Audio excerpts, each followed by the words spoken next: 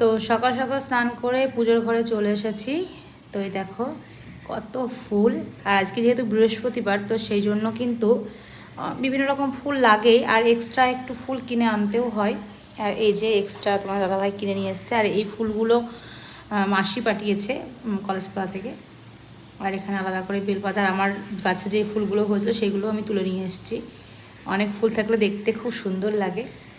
আর এই যে আর একটা বৃহস্পতিবার করে একটু পদ্ম ফুল আমি মা লক্ষ্মীকে দিই। আর এখানে যেই ফুলগুলো নিয়ে এসছে বাজার থেকে, সেইগুলো একটু অগোছালো হয়েই থাকে, মানে একটু সব রকম মিলিয়ে থাকে। তো এখান থেকে একটু পরিষ্কার পরিচ্ছন্ন করে নিতে হয়, কিছু করার নেই। আমরা যারা কিনে ফুল ব্যবহার করি কিছু করার নেই, এখান থেকে সবই বেছে বেছে নিতে হয়। একটু নানা রকম ধরনের ফুল থাকে, তো সেই কারণেই এই দেখো এখানে জবা ফুলগুলো আলাদা করে নিই। আর এদিকে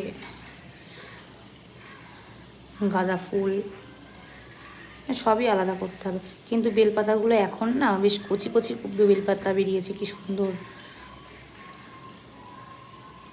আর আজকে যেহেতু বৃহস্পতিবার, তো সেহেতু তো এক্সট্রা কিছু জিনিস লাগেই। এই যে আমের পল্লব, পান পাতা, সুপুরি, কলা সবই। তো যাই হোক, এগুলো আমি গুছিয়ে নিই, তারপরে তোমাদের সঙ্গে আবার কথা বলছি।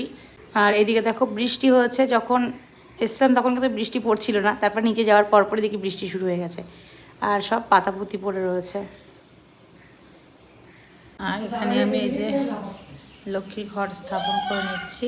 যদিও আমি এর আগে অনেকবার দেখিয়েছি কীভাবে লক্ষ্মীর ঘর স্থাপন করতে হয়। তো দেখো ওরা সব চলে এসছে, আর কথা বলা যাচ্ছে না। ওইদিকে সব স্নান করবে, বৃষ্টিতে স্নান করবে, সেই জন্য চলে আসলো। আর ওদের জন্য একটু কথা বলতে পারছি না। যাই হোক, আমি আগে অনেকবার দেখেছি, তোমরা পরে আবার দেখে নিও। তো আমার এইমাত্র পুজো শেষ হলো, আর তখন তোমাদের সঙ্গে শেয়ার করতে পারছিলাম না, কারণ ওরা ছিল, সেই কারণের জন্যই। তো যাই হোক, আমার পুজো কমপ্লিট। আজকের বৃহস্পতিবারের পুজো সকাল সকাল হয়ে গেল।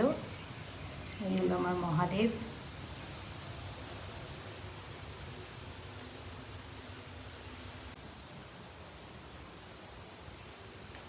আর ওদেরও স্নান কমপ্লিট হয়ে গেছে।